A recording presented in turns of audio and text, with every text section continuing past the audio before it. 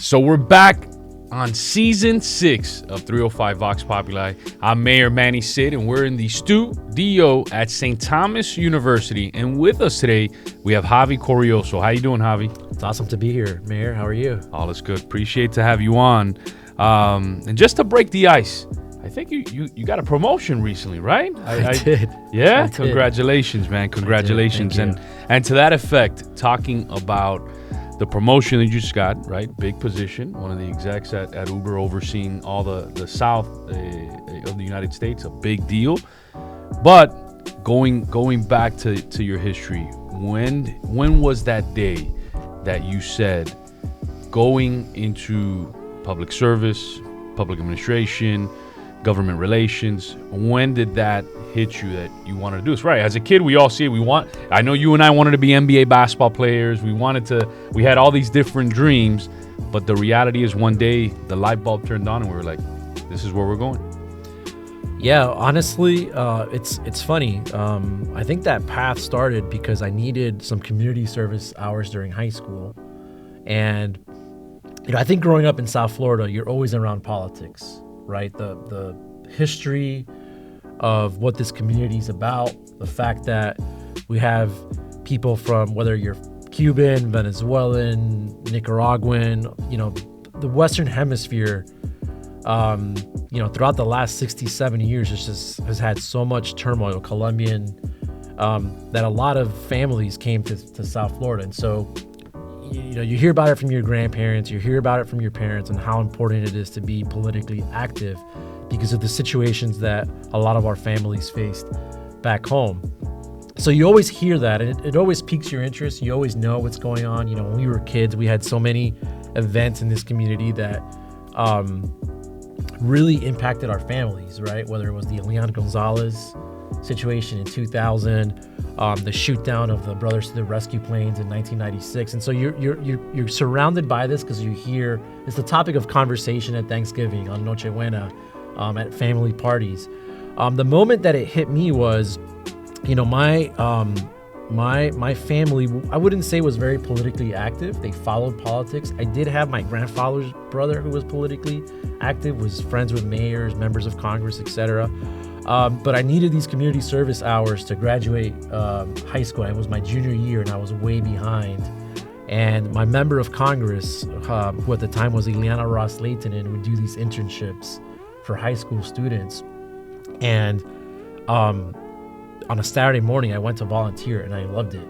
You were exposed to so many issues that I'm sure you as mayor face every day, right? I think for a mayor, it's more so, the stop sign is not working. People are blowing through the stop sign. There's a pothole. The garbage didn't get picked up. In my situation, you were dealing with all sorts of things. People who needed passports because they wanted to travel. Someone's a retiree social security check didn't come through. And so you'd be placed in this office having to handle and help the team build all these cases and help constituents with their issues. And I thought it was pretty cool. You hear about members of Congress, and the first thing that you think is they go to Washington, D.C., they work in the Capitol, they pass laws, and that's all cool. I was able to do that later in my career, which was great. But at the end of the day, the day-to-day of constituent services and how you help those constituents just solve issues that you don't even know exist. Someone's social security check could be the difference between paying rent that month or not. And so that's when the bug bit me. After that, I ended up staying here for college. I went to FIU. At FIU, then I loved politics. I volunteered on campaigns, etc. But at FIU, then I met a professor, Dr. Dario Moreno, who taught Miami politics and Cuban politics, and that then opened an entirely new set of opportunities for me. Number one, at FIU, classmates that I had that are now, vice presidents at Fortune 500 companies, are now elected officials, maybe lawyers and doing public service from a different perspective.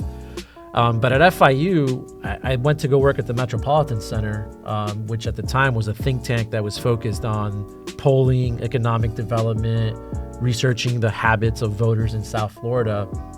And that was an incredible experience because at that point in my career, I was trying to figure out, I was actually a broadcast journalism major. I was telling the students that. And so that was something that I thought I was going to be a sports broadcaster at the time. I was also doing political science. And then, that's when the campaign bug bit me, and it bit me hard. And I started working on campaigns at the time. And so I did that for a while. That's when I met you in Tallahassee, doing some work in the state legislature in 2007, 2008. Time flies, man. So what is that, 17 years ago already, which is incredible. And then, I did a stint as the executive director of the Republican Party in 2009, 2010. We swept every election, won every seat when I led that organization, which in 2010 was a big accomplishment. And that took me to Washington, D.C. And I was in Washington, D.C. for about 3-4 years. Did Capitol Hill, worked on the Hill for a few years. I then started my own public affairs firm. There was a huge need. I think one of the things that you realize is, coming from Miami, what are some attributes and advantages that you have? It's like going to the NFL. You get up to Washington and everyone's the best at what they do, right? You're bringing the top talent from Texas, and they're working for the Texas Senators or the Massachusetts members. And so I had to figure out, okay, what's something that I can do that, not something that's offered to a lot of members. And at that time, it was my Spanish speaking skills, quite honestly. I started really building campaign support for not just political candidates and their campaigns, but for trade organizations, business groups, etc., doing a lot of Spanish political advertising. Did a presidential campaign for a few years. That was an incredible experience too. I had never been to New Hampshire in my life. Experiencing the New Hampshire primary was an incredible experience. Met people from all over the country on Senator Rubio's presidential campaign. And then the day the campaign ended, my plan was to go back to my public affairs firm. I had a nice list of clients. And I got a call from Uber, who at the time was really fighting the taxi industry. And they were about to get kicked out of Miami. They had, I believe, had to leave Broward County. They had gotten kicked out of Orlando, about to get kicked out of Tampa. And so a group of former colleagues that we knew from the legislature was at Uber and really sold me on it, said, hey, we have to build a campaign around this. And so it was kind of like an extension of all the work I had done, the previous 8-9 years of my career, where now I had to build a campaign for a corporate client that was in the middle of a high stakes battle. And that was very successful. And here I am now, nearly 8 years later, been at Uber, have grown at the company. I'm surrounded by a lot of people that are a lot smarter than I am, engineers, product managers, business leaders. But it's been an incredible experience, and I've really loved my time at the company, and it's given me the opportunity to grow professionally and personally as well. So that's kind of the path that I took to where I'm at now. No, that's phenomenal. And shout out to Ileana Ross-Layton, because the amount of kids that she opened up the doors for is truly phenomenal. She's a great example of a public servant helping others, picking other people up and opening up that door. Because your story with her, I've heard that so many times in South Florida. It's truly amazing. And Dario Moreno, I took those classes. By the way, that Miami politics class, there's nothing like it. That is a phenomenal There's nothing class. like it. And the simulation of what a mayor's race is in that class, I don't know if he still does this, but at the time, we didn't have analytics. I mean, I think like the Moneyball era was just starting, where professional teams were really sports teams were turning to analytics. Dario Moreno is the pioneer of analytics in the political space, where you get put in this classroom and everyone has a role, right? Someone may be the Chamber of Commerce, someone may be the League of Conservation Voters, someone may be the Latin Builders Association, and he puts like a monetary value to each of those interest groups. That's where I really found out about interest groups. Like, what are the organizations that move votes in this community? based on their memberships and these issues. And at the end of the day, you put all these numerical values attached to these interest groups, into a formula, and out pops an electoral result where someone in the class is elected mayor. And it's crazy. And, you look at it now and you're like, you put it into a pie and yeah, okay, this interest group maybe has 100 members. They move this amount of voters. This interest group may not have as many voters, but they have a lot of money people, so they contribute to campaigns.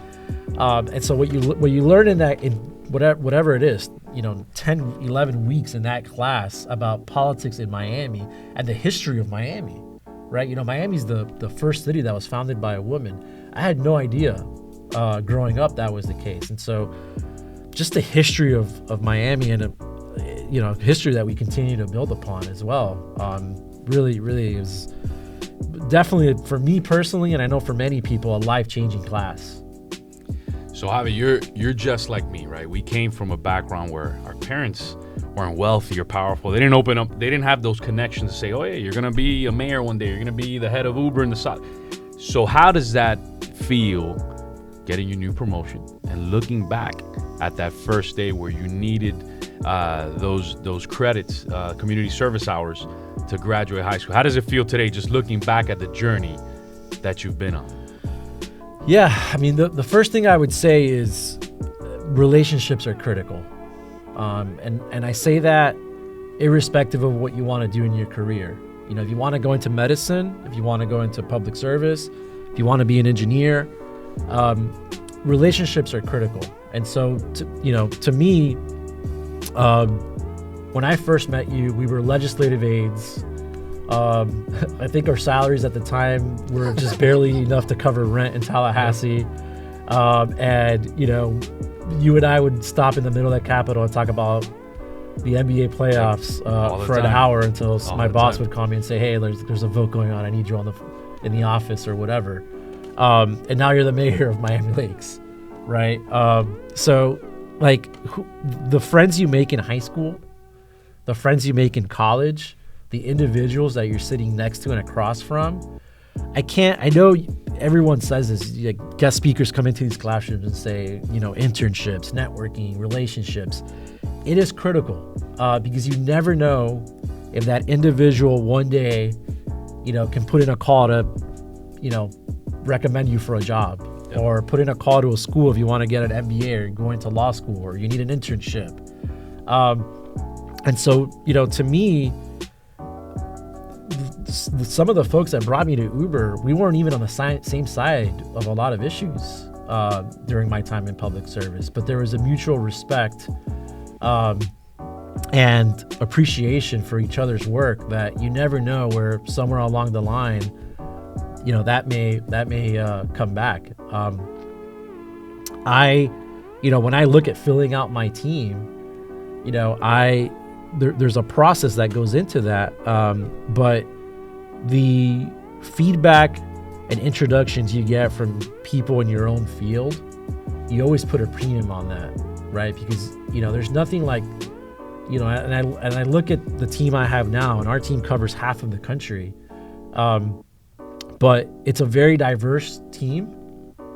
It's a team that I think a lot of us, this is our first corporate job, so we come from politics and we know how government works. We know, how a bill's introduced and gets amended and becomes law or it doesn't.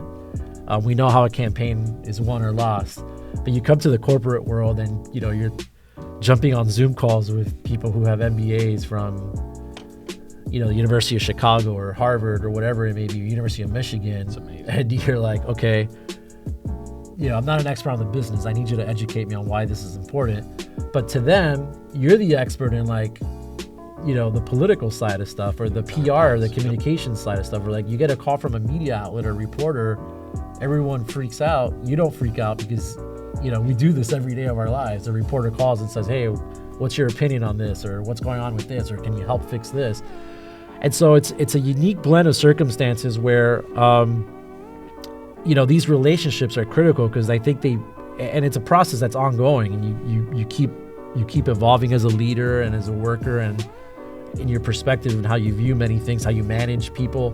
But these relationships that you build throughout that process, you never know when they're going to open a door for you at the time that you least expect it. I had no interest in going to the corporate world. This door opened, and I don't know that I see myself doing anything else the rest of my career. I love it. So there you heard it, especially for the young folks. Don't burn bridges. You got to build bridges. A lot of times we silo ourselves in terms of how we think. You got to open yourself up, right? In terms of you could be friends with a Democrat or Republican and independent. Doesn't mean you got to agree on everything, but it doesn't mean that you're enemies. And you never know when you could work together on something else. So great lesson for the future. But today at Uber, what do you do every day? Like, you wake up in the morning, and what is your role? You just said half the country, right, is your team. Yeah. So that means everybody here that utilizes Uber Eats, Uber, Postmates, right? Yep. You're talking about the entire plethora in this part of the country you're in charge of. So talk to us about what you do every day. Yeah, so our team covers from Vegas to Miami up through DC. So it's a pretty large geographic coverage area. It's a very diverse coverage area as well. The politics in Florida and Texas are different than the politics in Colorado and Nevada. The politics in Washington, D.C. City Council are different than the politics at the, city of Dallas or city of Charlotte, political council, or city council. So it varies. I think the cool thing about working at a company like this that is both in the rideshare space and in the delivery space is that every day is different. And so, on one side of the business, on the rideshare side, the business is mostly regulated at the state level. And so you're dealing with state government, but you're also dealing with secretaries of transportation, with regulators, with in Florida's case, the CFO's office, which handles most of the state business affairs. And so, I think that aspect of the job in the vast majority of states really focuses on the first half of the year, because most legislatures meet in the spring and they're part-time. They don't go the full year. There are a few states that go the full year. You also have legislatures that don't meet every year in my territory. So Texas and Nevada only meet on odd number of years. And so it's like a 120-day sprint, because that next year there's going to be no legislative session. And so whatever it is you got to do now, because then you're not going to have a chance to do it until 2025. So that's interesting as well.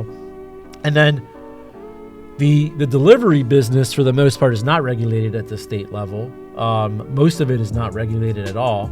And so you have some cities that regulate it. You have some cities that try to regulate certain components of it.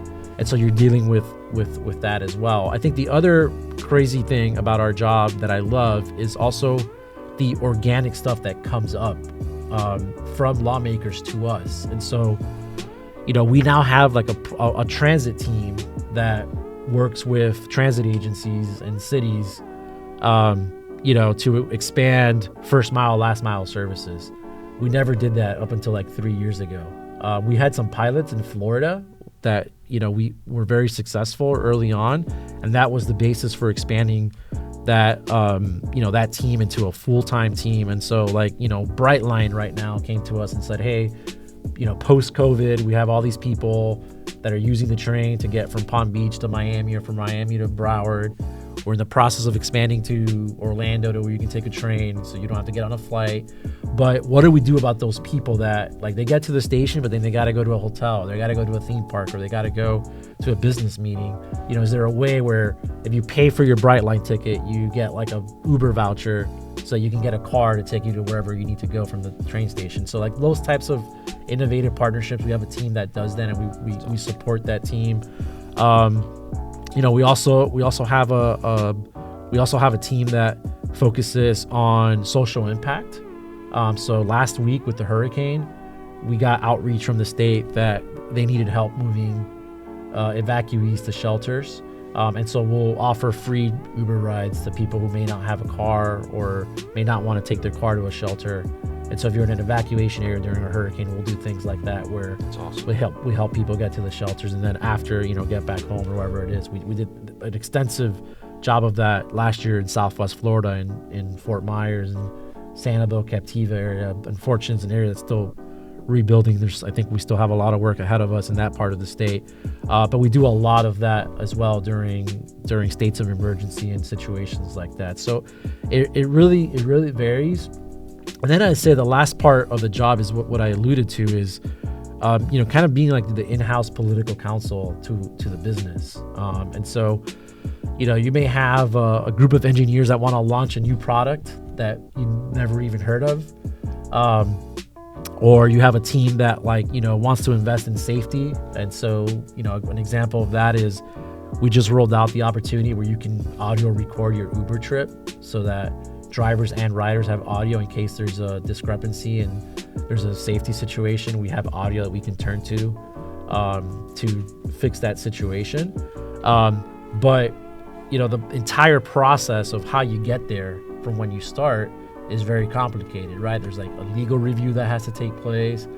From our team, what's the PR and government affairs value and risk associated with something like that, right?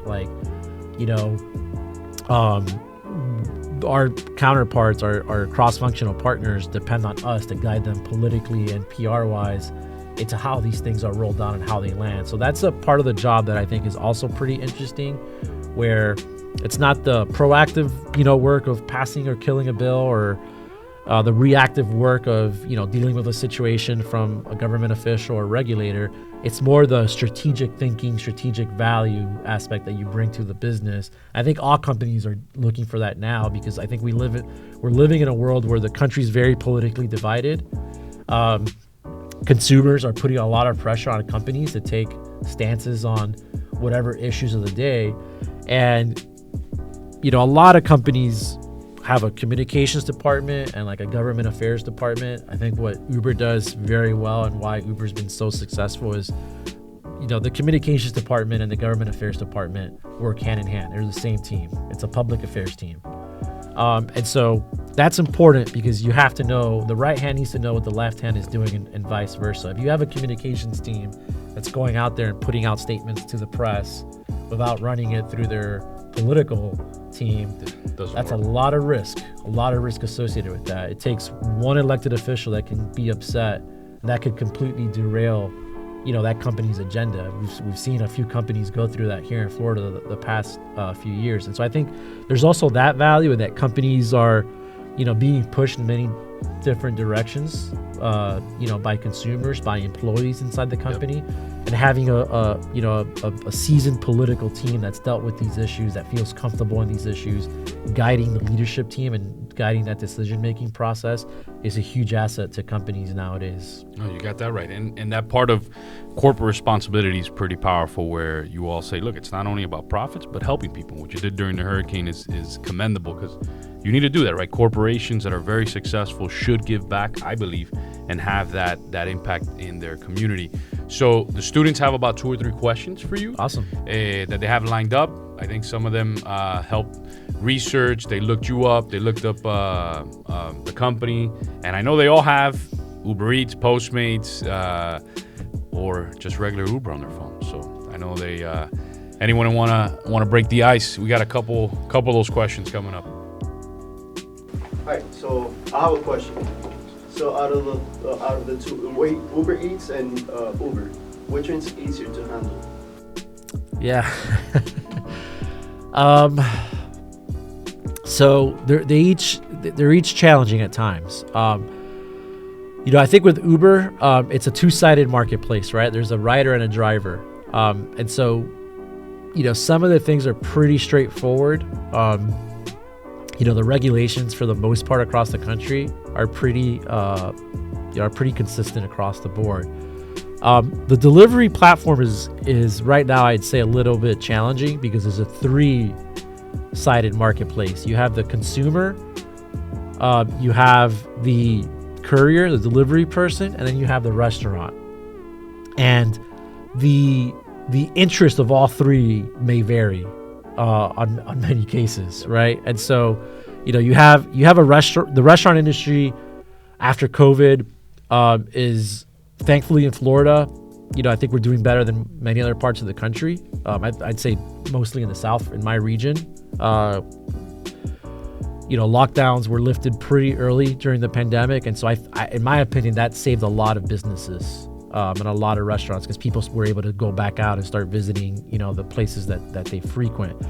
But on the consumer side, there's a lot of habits that changed, right? And consumers want that flexibility to be able to enjoy a meal at their house. On the courier side, it's different than taking a person, right? So sometimes, you get to a restaurant as a delivery person, and if you have to wait a long time, that can be frustrating. If you can't find parking in certain parts of the city, that can be frustrating because that's time that you're losing to make that delivery and then go on to your next delivery. And so from a tech perspective, we've had to invest a lot in that, and looking at data and saying, okay, we know that it takes this restaurant 13 minutes to make a hamburger and for it to be ready. How do we match that with the delivery person showing up to the restaurant so that person doesn't have to wait, and we're maximizing their time? It's also an industry that's not as regulated. And so, on the delivery side, I think that there's still issues that are to solve for. For example, insurance is a big issue in the industry right now. I think you have a lot of lawmakers looking at, what sort of insurance coverage so these couriers have and these companies carry. So for us, it's pretty easy because we have insurance requirements that we're required to carry on the rideshare business for those drivers, and we're able to put those drivers that do deliveries into that same insurance coverage. But it varies by market because, for a courier who maybe does DoorDash or Uber Eats, they may also do Amazon or they may do Instacart. And that's a completely different model because you're having to go into the grocery store, pick out the groceries, get them, put them in your trunk, deliver them. And so it's a little bit more of a challenge because there's so many different ways in which deliveries are, facilitated. So I'd say the delivery business right now, I think the next 5 years are going to be very, very interesting because you see a lot of proposals and issues impacting all three sides of the marketplace. So we got time for maybe 2 questions from students. Is that what you guys have? 2 questions? All right. Yes, I have a question. So, how do you see Uber 5 to 10 years from now, as far as policy and regulations are concerned, and how will anonymous vehicles help hurt Uber's future? Yeah, great question. So, I think Uber 5-10 years from now, what you're going to see is a marketplace, an app that gives you many different options depending on what you need. And so, if you have to get from point A to point B, you're going to have that option available to you. But, if you need a bouquet of flowers for a special occasion and you're in a rush and you can't find flowers, we'll deliver those flowers to you to your house. May not be a bowl of pasta or a breakfast of pancakes. It might be items that get delivered. So I think 5 years from now, what you'll see is a wide variety of options available to you depending on what it is you need delivered or where you need to go. On the second question, it's pretty fascinating what's happening in that space with autonomous. I've been involved in a lot of the laws and regulations that have been passed around this. Florida is one of the states in the country that has been a leader in embracing autonomous technology. Right now, if you go to Brickell or Dayland, we're actually delivering food to those apartment buildings using autonomous vehicles on the sidewalks. They're very small. Working with a few of the restaurants at the mall to deliver those. I don't think that anytime soon you're going to see Uber drivers replaced by autonomous vehicles. I think that autonomous vehicles are going to be used to complement the current existing options available on the platform. I think autonomous technology, the first phase where I think you're going to see widespread use is in the logistics space, right? So Amazon, the postal service, it's gotten to the point where it's autonomous technology on a highway is pretty good. So I could see those types of logistics players turn to that technology. Autonomous technology is very, very challenging once you get off the highway, right? So you get off the Palmetto, and you get off on 37th Avenue and you have to navigate the campus of St. Thomas University, it's a little bit different than having to navigate, a point A to point B on, from Jacksonville to Miami, right? Where 90% of the trip's on the highway. I still think we're a little bit further away in that. I think there's some companies that we work with that are definitely making a lot of progress. But I don't think you're ever going to see a world where when you request an Uber, your car, 100% of your trips are autonomous. I think the vast majority of trips are going to continue to be driven by a human, and there'll be bits and pieces depending on the type of trip that it is that might be complemented by autonomous vehicles. I think that's what you'll see in the next 5-10 years in that space. Awesome. We got the last question from the students.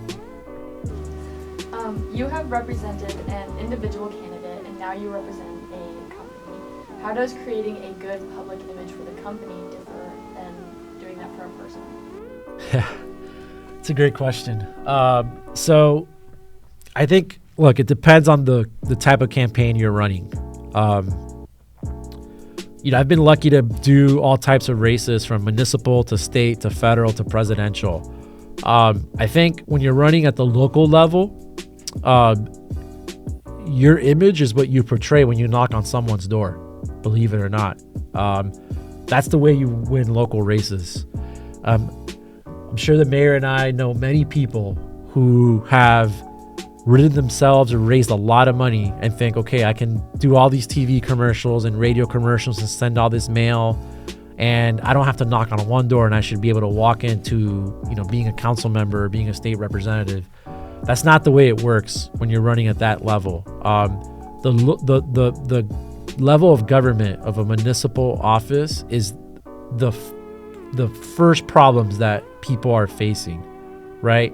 I think right now in Florida, the biggest issues is insurance, right? Like our car insurance, our homeowners insurance. We're in a serious crisis, and so that's a state issue that I think maybe is an outlier, that it's top of mind to everyone. But at the end of the day, your local government is what provides your essential services. And so if you don't knock on someone's door, or if you're not out meeting with constituents and talking to them, you don't have a pulse of what's happening in your community.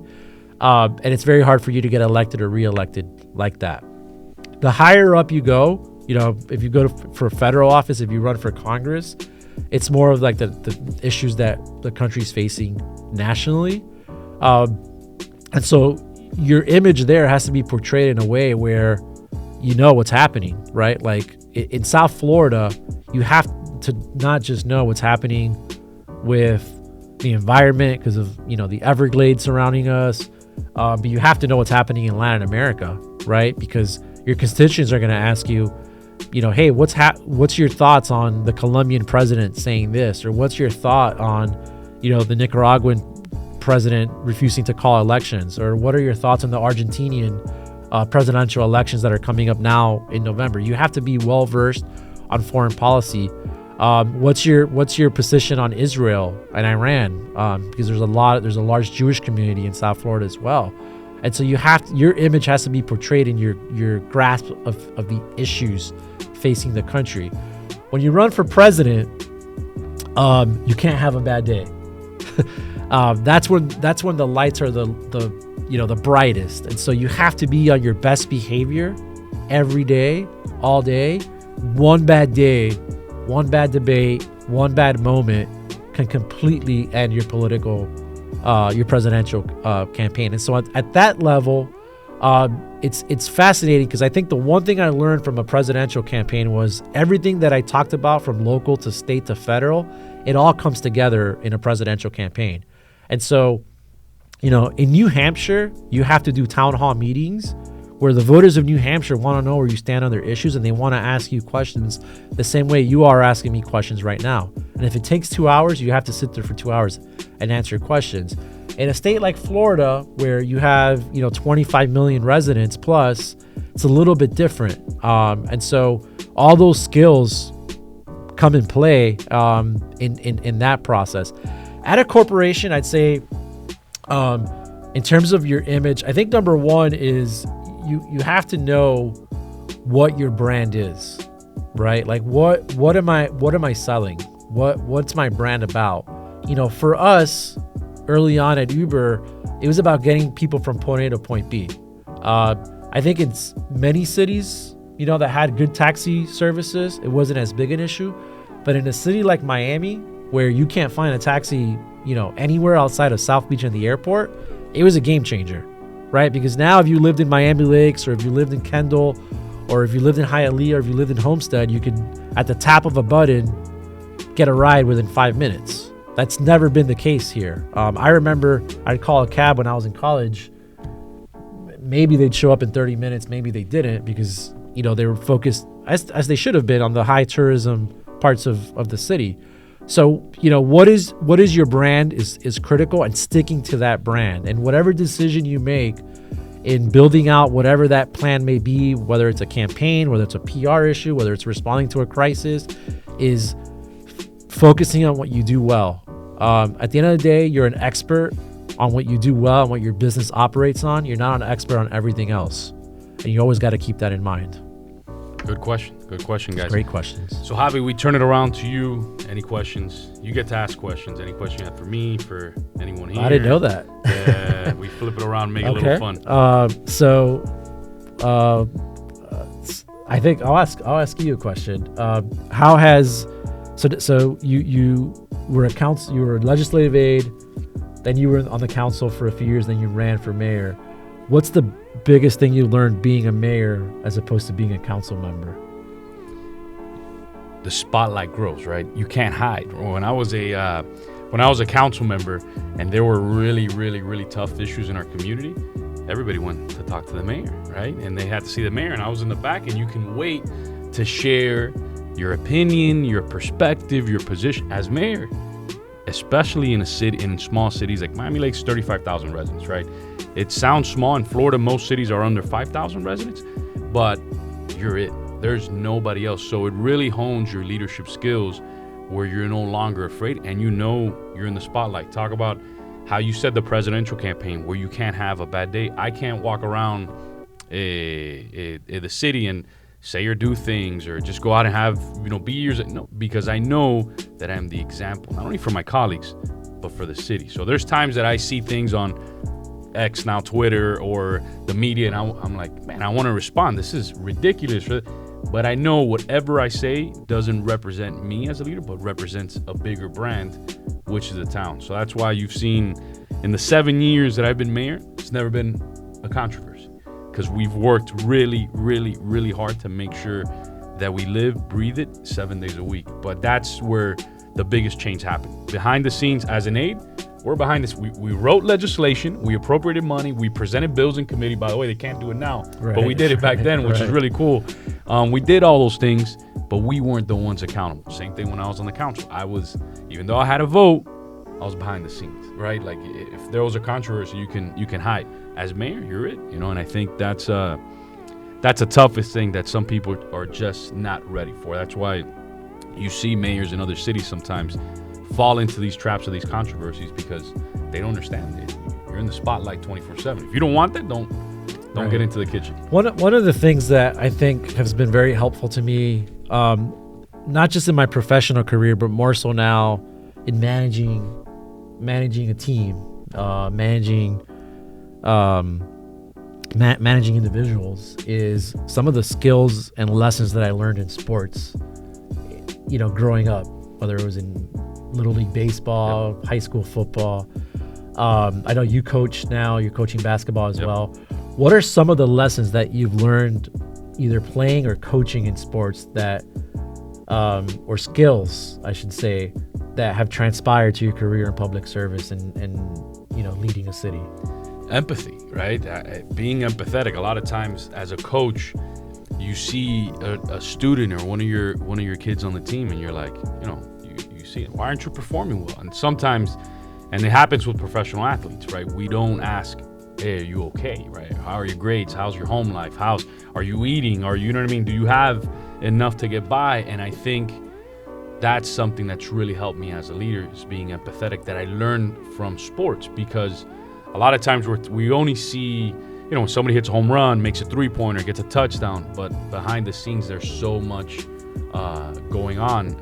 I know there was a couple documentaries recently, one on Netflix, one on the Gators, which that opened up a whole world. I remember Chris Rainey, he said he walked into Urban Meyer's office and he was like, "Coach, I never got to do that." And it was Urban Meyer hugging his kids. So he brought in Chris Rainey to his house every Wednesday just to play video games with his kids and be part of his family, because Chris Rainey was like, "I never had a family." And I think that empathy has helped me as a leader, because there's sometimes that we want to immediately say, "Man, what's wrong with this guy? He's not paying attention. He's not."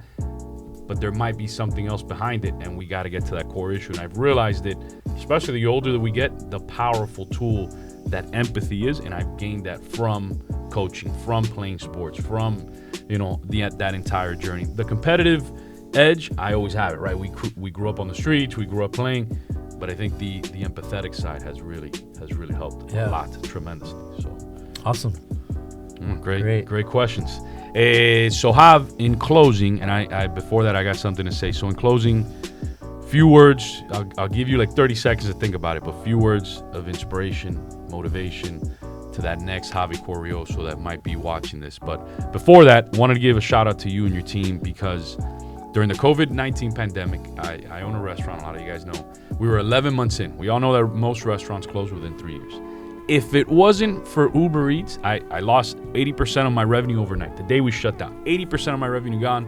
I didn't know how to pay rent. Didn't know how to pay my employees. I had to learn how to cook to make sure that we were moving forward. But if it wasn't for Uber Eats helping us in terms of bringing in customers, marketing for us, advertise, overall, we would not have survived. So shout out to you all and your team, because Uber Eats allowed businesses like mine to survive a pandemic, right? Especially for a restaurant. Now we're in year 4, we're good, but part of that success has been Uber Eats. So when people talk about fees, this and that, listen, they marketed for us, they brought in the drivers, brought in the customers, did everything. So shout out to your team. I wanted to add that in there because it made a huge impact for me, and it helped me survive.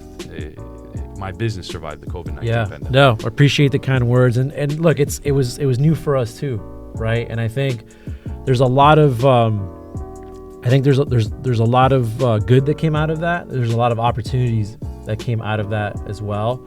I think affordability, even now with inflation, continues to be top of mind, not just the restaurants, but the consumers. I think for us, delivering food is expensive and very hard. Delivering food in 30 minutes is very, very, very challenging. And I think for us, the biggest challenge we face in this state is insurance. It costs a lot of money to insure your delivery operation. I think for us, the feedback that not only we got from the restaurant community, but we continue to get from the restaurant community has really helped us continue to make the product better. And so, whether it's giving more flexibility on the fees that restaurants pay, whether it's investing in our tech so that, restaurants can contact the customer if like an order gets returned or something bad happens. There's a lot we've done. There's still a lot we got to do to make that experience a lot better. No one was expecting COVID, but just like it saved you, it saved us too. I think you look at our industry and the way some companies have performed since COVID. Our delivery business, I think many at the company would say, played a huge role in where Uber's at today and the success we've had. I think there's a lot of things that we had to accelerate that we weren't ready for. And it was like, a 5-alarm fire where essentially you're like millions of drivers overnight were out of work on the rideshare side because airports were closed, hotels were closed, no one was moving. It was like lockdown, everyone at home. And the amount of work that our team had to put in place to then transition all those drivers to now become delivery folks and help deliver whatever it was. In your situation, it was food, but people were baking cupcakes at home and trying to get it to their family members. I remember my son Lucas, who's now 2.5, when we had the gender reveal, we had to do it like virtually on Instagram for all our friends and family to watch because it was in the midst of lockdown. And so here we are where we can't eat with our family and friends. My wife's baby shower was a drive-through baby shower because we had to limit contact and all of that. So it was a crazy time for everyone, but appreciate appreciate the words. To close in 30 seconds, I'd say my advice is to work hard, make friends, network, get to know the people you are with. All of you are broadcast journalism, communications majors right now. You don't know if she may be the sideline reporter on, college football on ESPN 10 years from now. He may be the producer of, NFL on Fox. One of your professors is a producer of Sunday Night Football on NBC. Remember who these individuals are and build on those relationships, because those are the relationships that are going to not just make you better individuals and better coworkers and better friends, but those are the relationships that are going to open doors on whatever it is you want to do with your career. And there you have it, the great story behind Javier Correoso. Make sure you tune in next Wednesday on Instagram, Facebook, YouTube, and Twitter.